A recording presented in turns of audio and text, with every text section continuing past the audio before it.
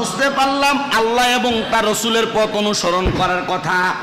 এখন আল্লাহ এবং তার রাসূলের পথ কেমনে অনুসরণ করবেন? আল্লাহকে তো আমরা দেখি নাই, দেখছি?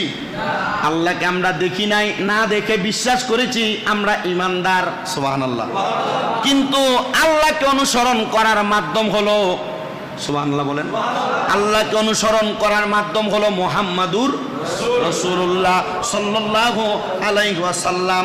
হুজুর কিভাবে আল্লাহ তাআলা কোরআনুল কারীমের মধ্যে ঘোষণা করেছেন। এবার আসেন, আল্লাহ তাআলা কোরআনুল কারীমের মধ্যে ঘোষণা করার পরে রাসূলে পাককে কিভাবে অনুসরণ করবেন? যে আমি বললাম আমি নবীর উম্মত, এটা কি অনুসরণ? মনে করেন আমি বললাম আমি বাপের ফুত, মানে আমি এই বাপের ফুত, আমি বলে বলে বললাম সবার কাছে, কিন্তু বাপরে বাদ দিলাম না, ফুত হইল এমনি ফুত, এটা নামে, এটা কি নামে, কিন্তু দায়িত্বশীল না। আমি দাবি করি নবীর উম্মত, কিন্তু আমি নামাজ পড়ি